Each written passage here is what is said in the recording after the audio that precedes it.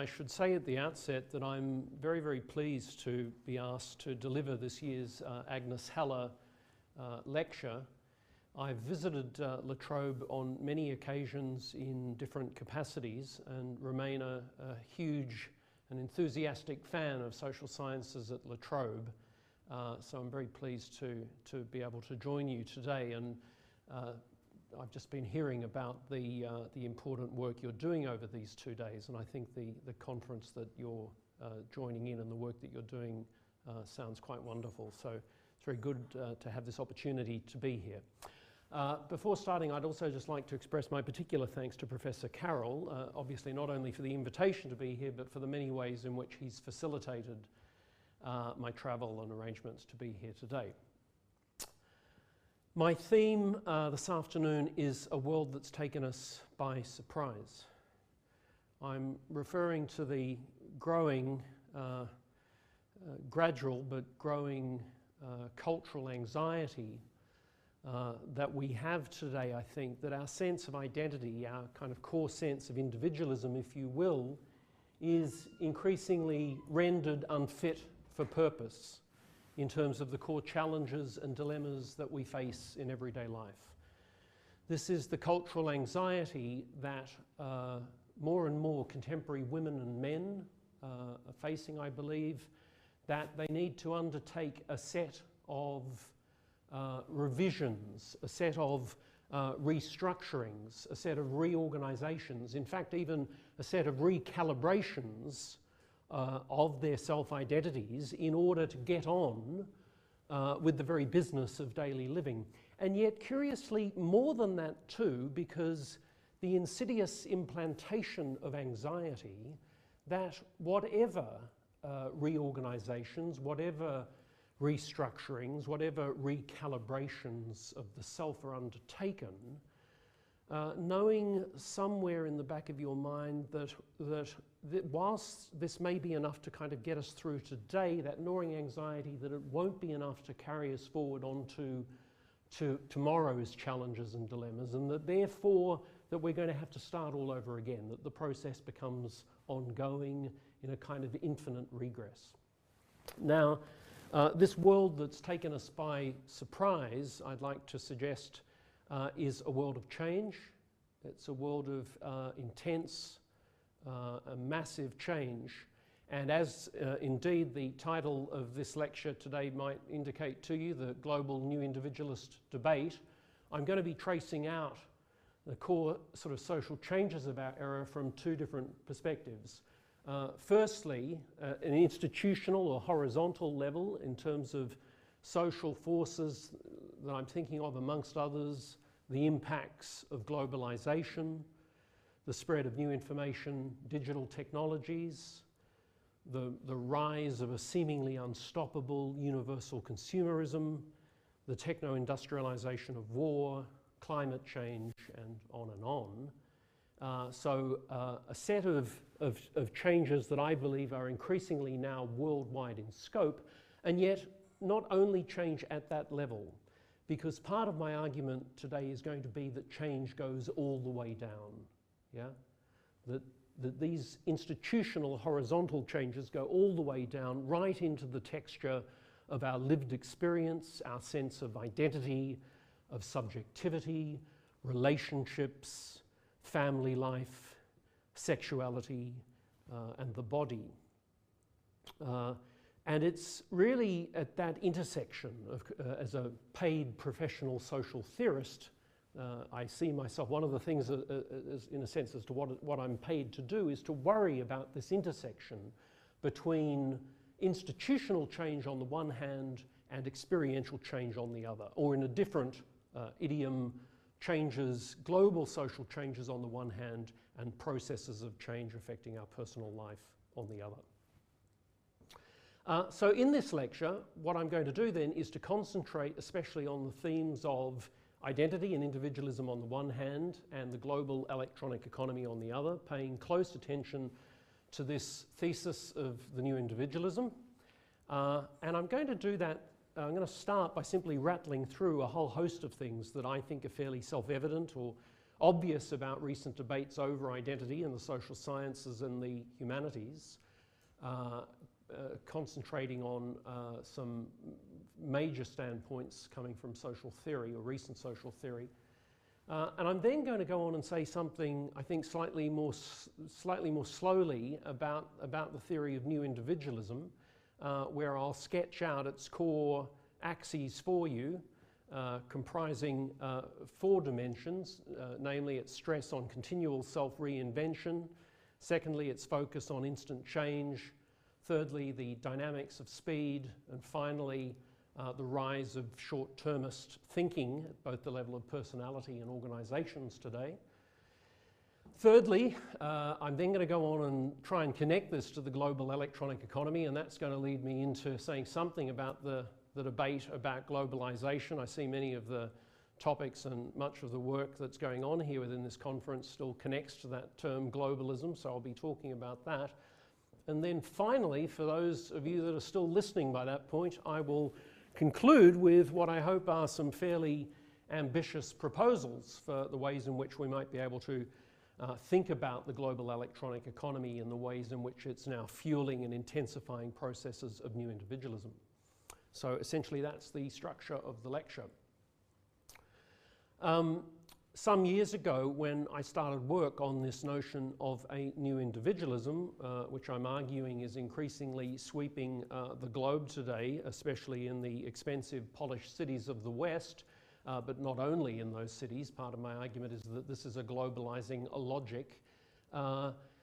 When I began work on the notion of a new individualism, initially I joined forces with the American sociologist and social theorist Charles Emmett.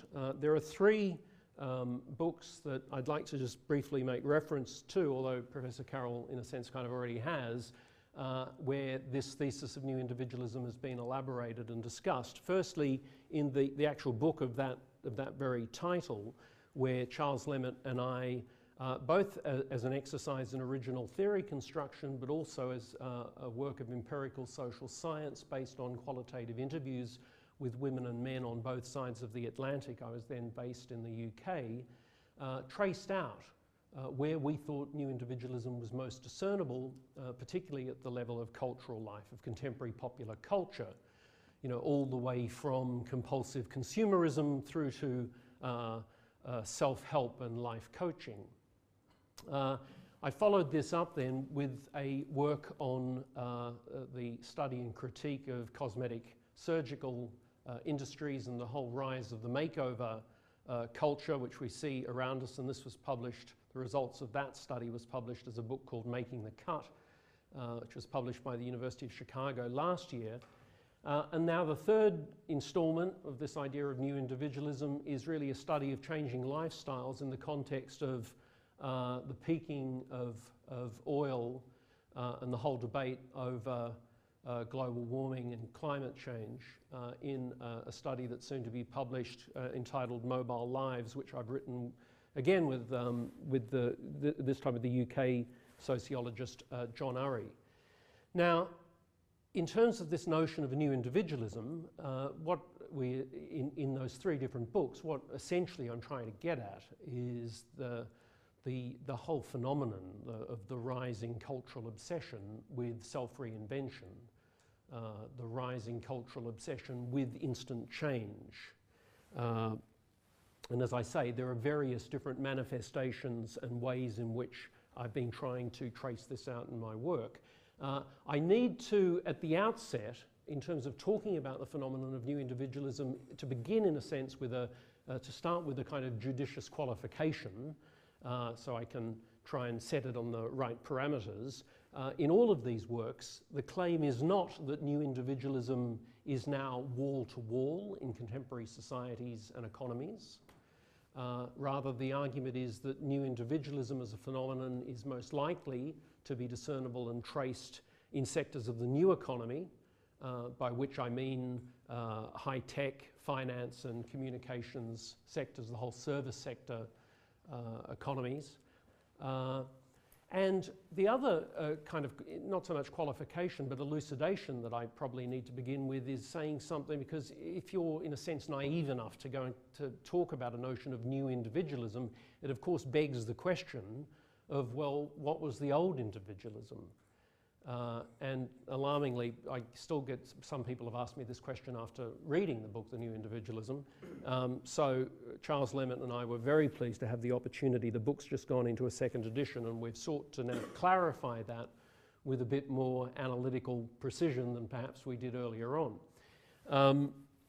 So we try to, I mean, the whole term individualism is, isn't it? I mean, it's bound up with notions like similar notions of subjectivity, of identity, of human agency, all of which have, I guess, a fairly long historical and quite deep philosophical roots in the social sciences and the humanities.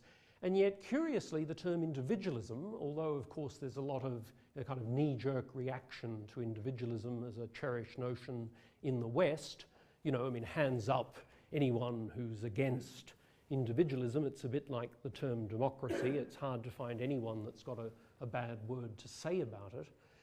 And yet, interestingly, it's a term of relatively recent historical coinage. We trace it back to the work of the French thinker Alexis de Tocqueville in his book Democracy in America, published in 1835, when de Tocqueville, coming to America and surveying the social scene, looked around and saw, you know, various bourgeois gentlemen who, having acquired means and morals, lived as if to cut themselves off from their fellow creatures. And I think it's really precisely in that cutting themselves off, the way in which bourgeois gentlemen would cut themselves off from others, that the experience and the first definition of individualism can be charted out. In de Tocqueville's work, this is very much the image of the bourgeois male retreating to their library in order to turn inwards, to make some contact with some inner experience, but all with the purpose of then returning to civil society, all with the purpose of returning to public political debate and making a kind of renewed contribution to that public life. Intriguingly, in Democracy in America, de Tocqueville defines individualism as being, and I quote, a mature and calm feeling. A mature and calm feeling. Well, that I would already suggest to you is the first clue as to how far we've travelled from 1835 to 2009. It's also the clue as to what is the difference between old or traditionalist individualism and what I'm calling new or post-traditionalist individualism. It seems to me that, as I say, certainly in the polished, expensive cities of the West, the experience that contemporary women and men have today of individualism is anything but necessarily mature and calm. That on the contrary, the experience of much individualism is more likely to provoke a sense of panic and alarm, what I've elsewhere called in my writings the rise of frenetic living. So I want to try and move on and start to sketch out something now about this thesis of new individualism. Is it possible to get any water? And in order to do that, I'd ask you to bear with me, because I just sort of want to backtrack a little bit and set this theory of new individualism within the context of what I was saying, sort of more general debates about the relationship between identity on the one hand and globalizing social processes on the other. Now, there are many theories that I could refer to, and in terms of this conference here, I've been looking with interest at some of the theoretical perspectives and social theorists that you're engaged with.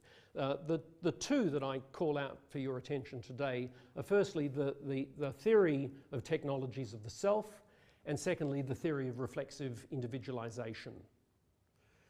Now, the first of these, the theory of technologies of the self, this is a conceptual approach that derives, that's most closely associated with the conceptual work of the late French historian Michel Foucault, and Foucault's brilliant conceptualizations of power knowledge, of governance, and indeed of the whole ethics of conduct, and the notion of technologies of the self in particular has exercised a really massive and extraordinary influence, I think, on those working in social theory and the social sciences more generally.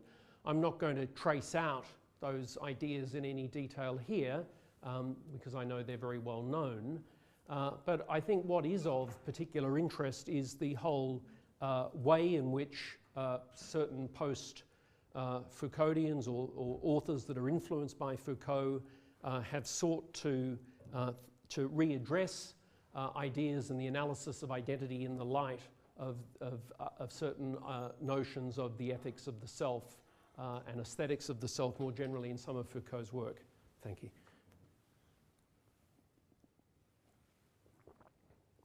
In the English-speaking world, for example, I'm thinking of the writings of someone like Nicholas Rose at the LSE and the way in which he's been trying to rethink of discursive formations of identity constitution, particularly, you know, the rise of the psi professions, psychology, psychiatry, psychoanalysis, and so on. And here, much of the, I mean, this is, I think, very much the image, isn't it, of you and I as individuals, that our identities are really lived in the image of a kind of self-surveillance. Yeah, Foucault's notion that power has shifted in traditional forms of society where power was very open, brutal, and quite spectacular in display, to modern instantiations of power being much more covert, not so much exerted from external authorities, but operated by the self in terms of tracking down various dispositions, emotions, desires, and inclinations, so on and so forth.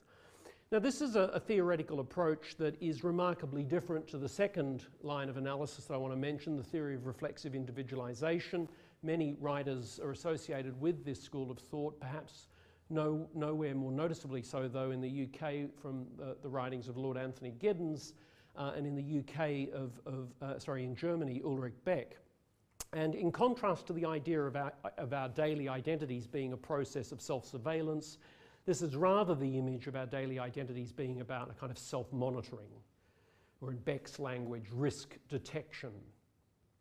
But there's something about the 24/7 media culture society and as to how information now operates, that as we're monitoring our own activities and as we're busy monitoring the activities and reactions of others, that in an intensively globalized, digitalized, media-driven world, that as we go about monitoring our behaviors and the behaviors of others, that leads us to actually change our very behaviors in the process of the self-monitoring. Now, if that sounds a little bit convoluted, which in a sense it is, I'll give you the example that Giddens uses this in many of his writings, and I think it's a terrific example, the whole rise of the high divorce and remarriage society. Giddens's argument is that divorce statistics are not simply incidental today to contemporary practices of intimacy and marriage. According to Giddens, when two people walk down the aisle and utter those magical words of "I do" in 2009, they're doing something very different, to what their parents did, and certainly to what their parents did, because there's this backdrop of generalized knowledge of divorce statistics. If you're getting married, for instance, in the UK, people know that sort of 1 in 3 marriages are not going to make it in the first 10 years. If you're getting married in the United States, in some states it's as high as more than 50% of marriages are going to fail in the early stages. So Giddens thinks that's an example of the chronic infiltration of reflexivity into how lives are fashioned. And indeed, I think both the theory of reflexive individualization and the theory of technologies of the self rightly occupy the attentions of social scientists seeking to engage with the intersections between individualism and identity on the one hand, and social structure and cultural processes on the other. My problems, both theoretical and political, with these standpoints is that certainly with the first approach, Notwithstanding the whole re-theorization of power as, in a sense, a kind of internalized phenomenon, to me this still reeks of a notion of a kind of big brother.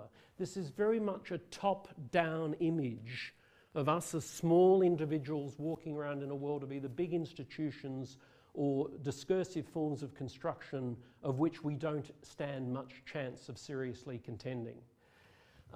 My quibble with the theory of reflexive individualization is that I think it's a remarkably neat theory, but I think it's very much a cognitive account of self-identity and the constitution of subjectivity more generally.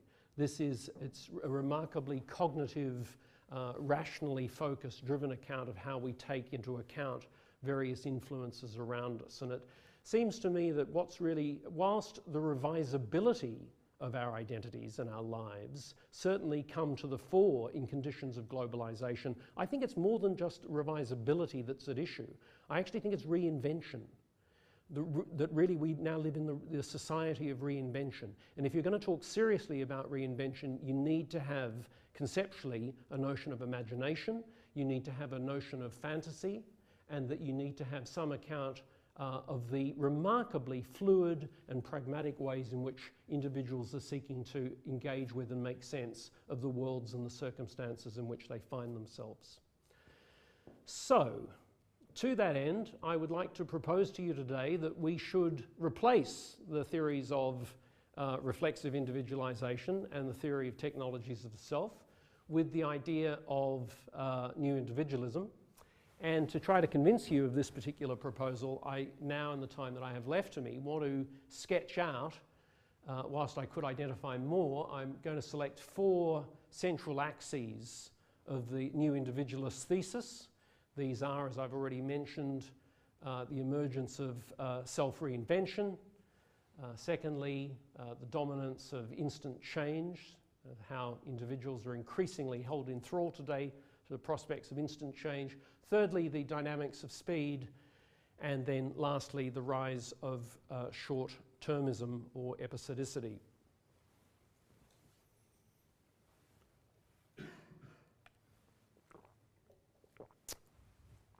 The 21st century craze to now be constantly reinventing ourselves, and I think it has kind of become a craze, is increasingly integral to modern living. I could focus on the personal or cultural side of this, as we did do in the book The New Individualism, and talk about things like life coaching and therapy culture and self-help and so on and so forth. But given time limitations, I instead want to focus on the institutional or organizational dimensions of this. Because as we know, large-scale corporate downsizings and organizational restructurings are increasingly the kind of only game in town.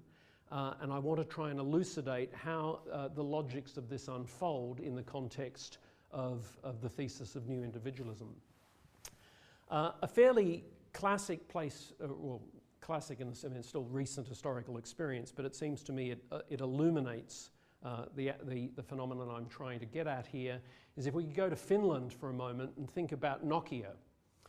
Now, Nokia, nearly everyone has heard of Nokia, the mobile phones, and a remarkable story of organizational and corporate reinvention, because whilst most people have heard of Nokia, not necessarily everyone knows that Nokia originally started life in a very different kind of business. They were actually in the business of the production of toilet rolls. And as a toilet roll paper manufacturer, that's what Nokia did for many years, and went about the business of reinventing itself, of deciding that they were going to become a mobile phone producer. And of course, they've done so with amazing global results. Now, a couple of months ago, I was visiting the headquarters of Nokia in Helsinki and spending some time there, both in terms of observing what they're currently doing, and Nokia bring in a huge amount of consultants to advise. And one of the reasons I get to work there sometimes and advise is because they seem to think I know something about the business of reinvention.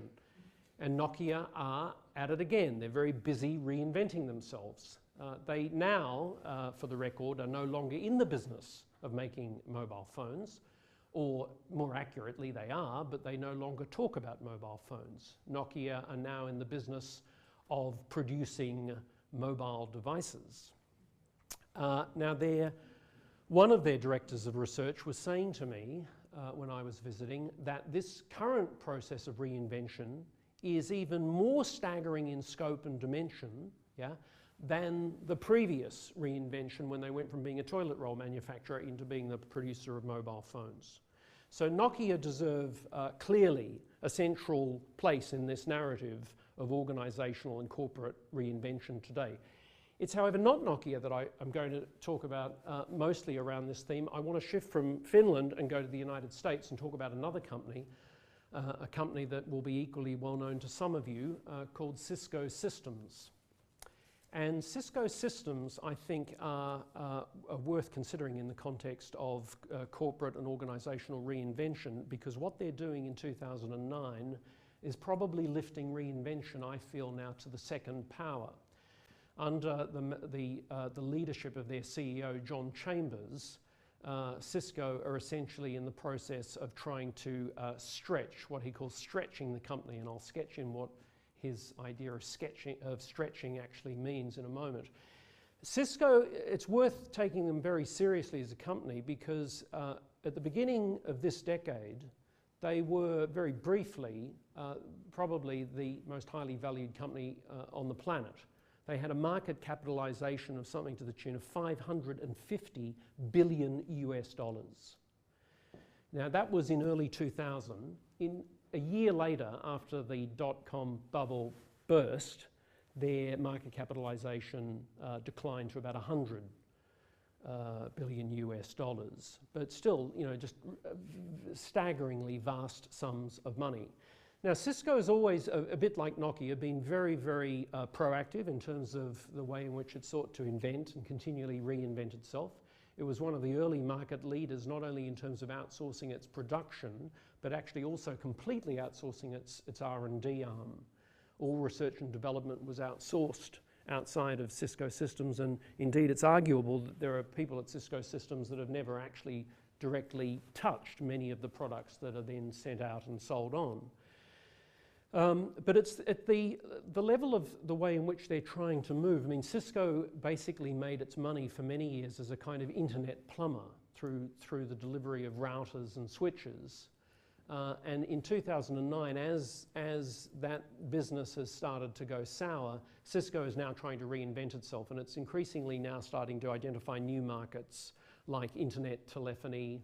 Other areas include optical networks and so on. So they're busy, like Nokia, trying to redefine the very business and the service that they're in. But again, it's not the product and it's not the service I want to focus on, it's the organization. It's what Cisco actually is, because I think that's what's most interesting.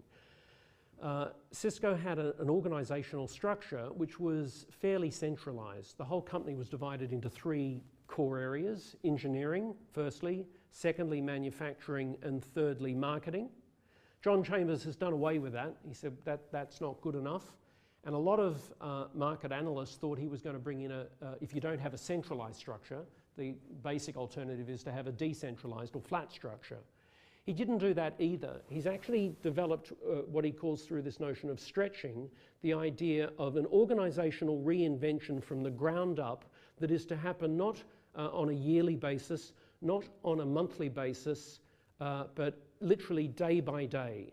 And it's been done in the most fascinating way, because essentially what Chambers has done is it's like the reorganization of universities around committees. He's appointed endless committees, and the two major committees, firstly a group of boards. Now, boards are charged with the business of trying to identify new markets to the value of up to $1 billion American dollars. And then on top of that, there are councils, and councils come together trying to identify potentially new markets to the tune of $10 billion US. Both the councils and the boards are informed by working groups. And I've spent a good deal of this year trying to find out how many working groups staff at Cisco are trying to supply the necessary information that the boards and the councils require. I, for a long time, thought I was being given the runaround, and now discover that Cisco itself doesn't know how many working groups are servicing the boards and the councils. The reasons being because they are very fast assembled and they're even faster disassembled. Now, that in itself is, I think, an indication of just how far the whole culture of corporate reinvention and re-engineering operates within the global electronic economy. If I shift from that, which is still fundamentally driven by cultural interests and cultural concerns, to shift secondly now into a more corporate mode again in terms of the whole idea of instant change, people want change, and I think it's recognised that people want change increasingly fast today. And corporate players, of course, know this very well. In terms of the whole kind of fantasy, and it is a fantasy, the fantasy of selling people instant change, I'd like to make reference to, just draw from some figures from the cosmetic surgical industries and makeover culture, because I think it provides, again, a sort of fascinating insight as to what's happening in the early part of the 21st century. In terms of cosmetic surgical culture, it's very difficult, I think, to get an accurate sense of the kind of investments and funds and returns that come out of makeover industries. But if I could just focus on the United States alone last year, it's been estimated that cosmetic surgical industries generated in excess of $20 billion US. And the argument is that there's a much further way for them to go in the coming years, particularly as a result of the global crash. Now, if we put that into comparison with other aspects of the makeover industries, it's still somewhat light on. The cosmetics industry last year generated in America about $25 billion US. The diet industry generated, say, about $30 billion US. But my point is, add those three together, and you'll quickly come up with the figure that last year in the United States of America, people spent in excess of $75 billion on themselves, seeking the instant changes to their bodies that these makeover industries are trying to sell. That's clearly a kind of staggering sums of money that are invested in this. And I say it's a kind of fantasy of instant change. I should maybe clarify that. I mean, some of it looks very instant. Certainly Botox, collagen fillers, as more and more people experiment, particularly, say, in the UK, courtesy of Boots the chemist, you can undertake some of these procedures during your lunch break. So it is kind of fairly instant. Other aspects of the makeover industries, in terms of liposuction, mini facelifts, and so on, these are clearly fantasies of instant change. People need to schedule time off work, downtime from coming home from hospital, and so on and so forth. But the point is they're sold to the market. It's peddled as a form of instant change. So from one angle, yes, I guess there is a degree of instantness involved in the redesign of selves and bodies going on here. The flip side of it, though, it seems to me that something else is also written into this. That is, customers are getting something else that they were not necessarily told about. The German critical theorist Herbert Marcuse developed the idea, which works very well in this context, I think, of the notion of planned obsolescence. There's a kind of planned obsolescence that's written into the delivery of these services in many instances, which is another way of saying that the kind of cosmetic surgical procedures that people are undertaking today, they're good procedures. People will, if they're reputable, stand by them up to a certain point. But the point is the procedure is only good until the next procedure. Yeah? It's part of what John Urry and I are calling the kind of culture of nextness, that, for instance, many of the patients that I interviewed in the UK, people returning for seeing consultants on Harley Street in London, the most expensive places in the UK that you can have cosmetic surgery. Not only were they returning from their 5-star medical clinics with bandages and wounds on the way home, but many of them would bring home packs, and including DVDs. These were guides and outlines as to things you needed to do to keep your cosmetically enhanced new look up to scratch, but also an outline of other procedures that you might consider undertaking in the near future. So what I'm suggesting is that two things here sit together, sort of cheek by jowl. There's a kind of instant change, but then planned obsolescence is written into the very texture of this whole emergence of the new economy around makeover industries and so on. Thirdly, on to speed. Now, of course, speed has been absolutely central to processes of modernisation. I mean, it's hard to imagine notions of efficiency, of functionality, and so on, without speed being central to everything that we have become and the whole culture of modernity. But here, in a sense, you could take a clue from Milan Kundera's book, Slowness, where he actually defines in our current time that speed has undergone a radical transformation as what he calls pure speed, the idea of speed as a form of ecstasy. And this is part and parcel, I believe, of the new individualism. You could view this, as it were, in terms of if instant change is about the changing of the actual identity, the dynamics of speed concerns the process of the transformation itself. Think of the experience of broadband, which I'm sure many of you have had here, of that experience of when a system is upgraded, of watching a download, of actually watching the download, its timing, and that sense of just how faster and faster and faster much of digital technology has become. I think you could actually analyse much of our current fascination with the reinvention, the speedy reinvention of identities in these exact terms. One example here is not so much from cosmetic surgery, but if I could switch across to a slightly related field, namely therapy culture, because what's been occurring with therapy culture, when Charles Lemon and I wrote New Individualism, some critics said, well, what's new about self-reinvention? And it's part and parcel of identity. People have been reinventing themselves since time immemorial. And therapy is a really interesting area to look at, I think, because if you sort of look back to, say, something like Freud's Vienna and look at psychoanalysis, I mean, what were people doing essentially in psychoanalysis? I mean, it was a laboratory, basically, when the analyst and analysan came together for the clinical encounter. It was a laboratory of self-experiment, of self-interrogation of a particular life narrative with the purpose of what? Of seeking to change the telling of that narrative, the very experience and the feel of that kind of narrative.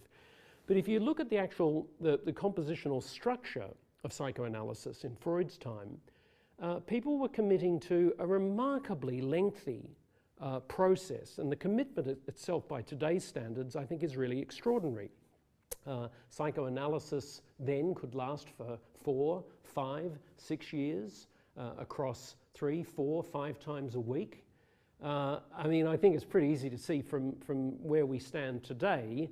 My view on this is that Freud's psychoanalysis didn't fall on hard times because of the rise of psychopharmacology. I mean, it's fallen on hard times because people today feel time poor and also cash strapped. They don't have the resources, the emotional but also material resources, to be able to commit to that kind of endeavour. Curiously, psychoanalysis in some versions has fallen on hard times, but not therapy culture.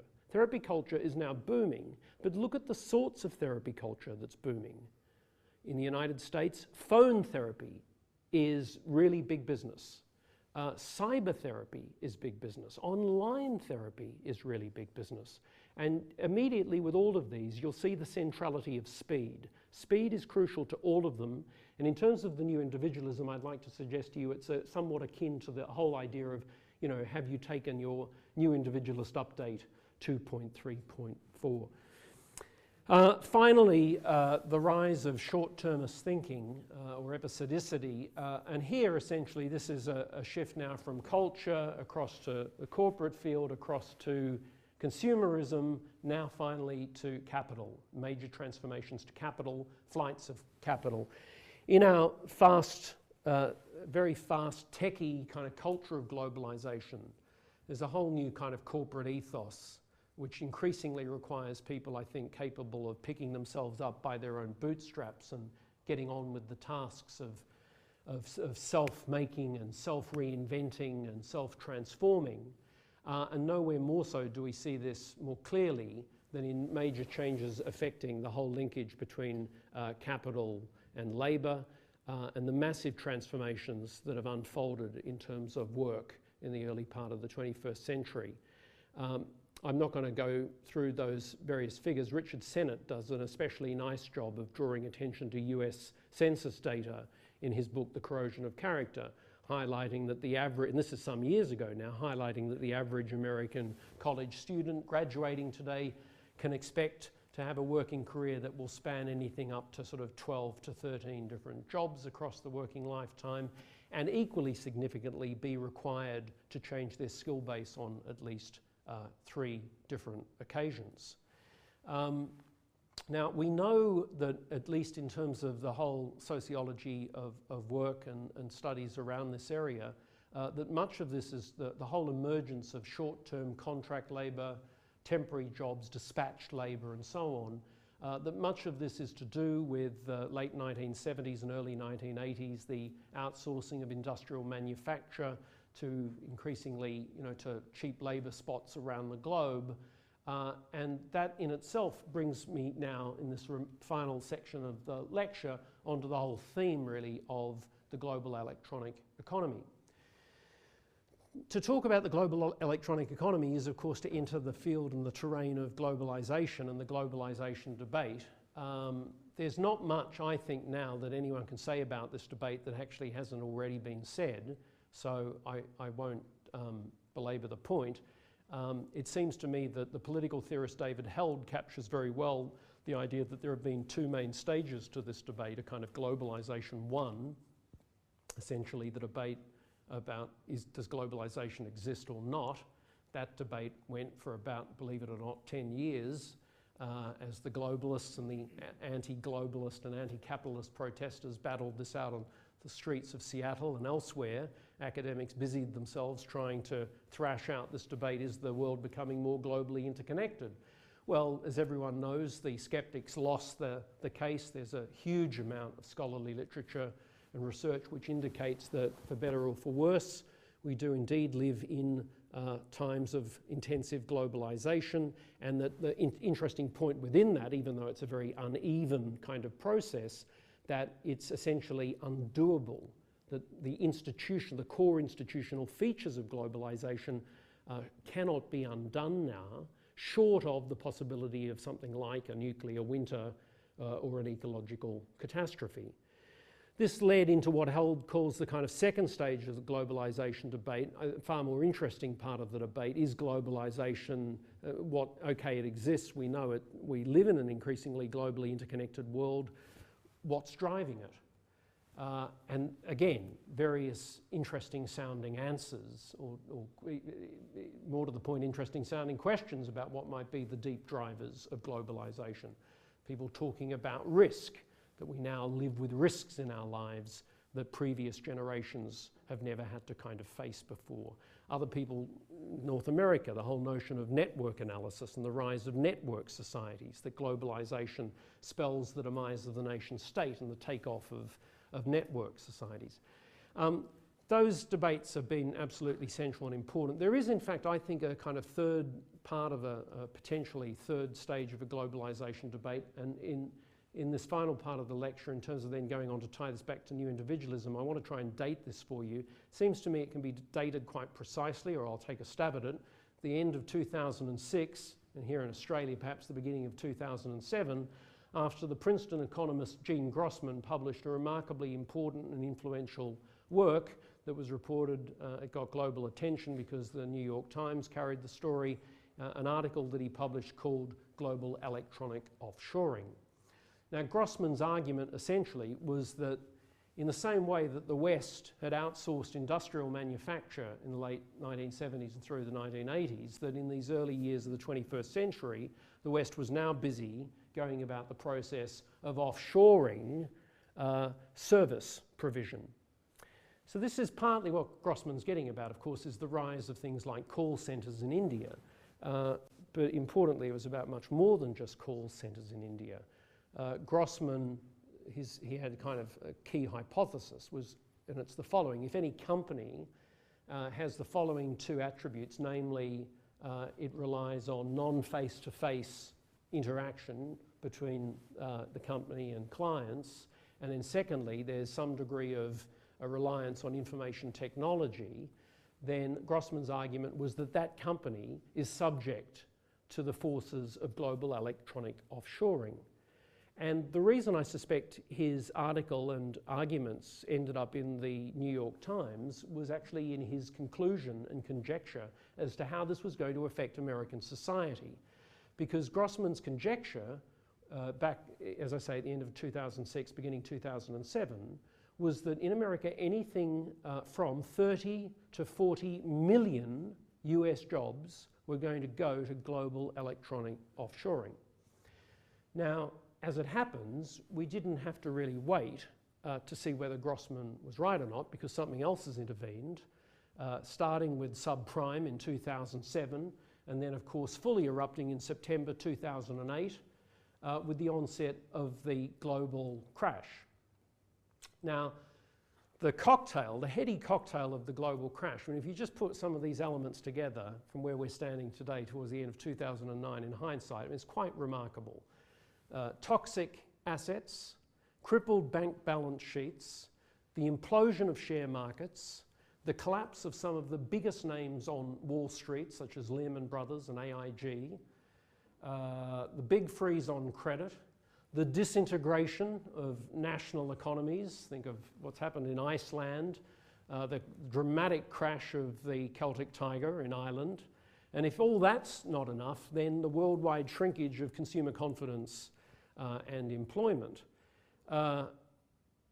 It's been quite a year, 2008 into 2009, even though in the lucky country of Australia, there's been some degree of protection from what's unfolded in other aspects of the globe.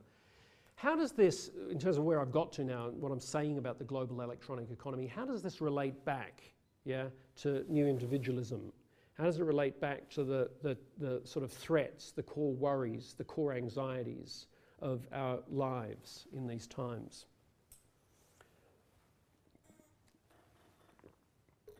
Well, I want to conclude by suggesting to you that a very useful lead here is given by Zygmunt Bauman in a quite lovely little book of his that, because of the worldwide focus in academia on all the books that have the title liquid in them, perhaps was somewhat ignored, but his book Wasted Lives is a remarkable book, and I highly recommend it. And it's where Zygmunt Bauman makes the argument that the key central anxiety in the lives of contemporary women and men today is the fear of disposability. What people fear today above all else is disposability. And Bauman here is, I think, essentially talking about the fears that we have about being displaced, the fears that we have about being discarded, the fears that we have about being dumped. And he traces this out. These are not only fears of disposability in terms of the work world, although that's part of it, but it extends fully through to relationships and intimate relationships. And those like Peter Beilhartz here, who have followed very closely and attentively the works of Zygmunt Bauman, would know well that Bauman has traced this out with great sociological agility all the way through from the ending of intimate relationships with the message on a text message that a lover receives that the relationship is finished, through to the email message that arrives on the desk of the employer saying, clear that desk and be gone by 12 o'clock today. That's the kind of world that Bauman's trying to get at. I think part of what he's talking about in terms of anxiety, Bauman is not especially interested in psychoanalysis or notions of fantasy. I think he's partly trying, this is my interpretation here, trying to sketch out and map a wholesale shift that we've got operating today, a shift away from the idea of anxiety as dread, that is in organised modernity, in structured modernity, when people had jobs for life, when people had marriages till death us do part. There was a way in which anxiety could lock in very, very tightly, either to the other partner or to your employer. In an increasingly disorganized world of capitalism, of what Bauman calls liquidized modernity, it is very, very hard to connect your anxiety up, certainly to an employer, when the person that employed you, that you've got a different line manager, or you can't find your line manager, you've got the email telling you to clear your desk and be gone. instead of anxiety is dread, this is much more the sense of, I think, a kind of anxiety is ambient fear. And anxiety's ambient fear has nowhere to go, of course. It can't connect to an institution. It can't connect cleanly into the mental space of intersubjectivity in the other. It just rounds back on the self, attacking the self.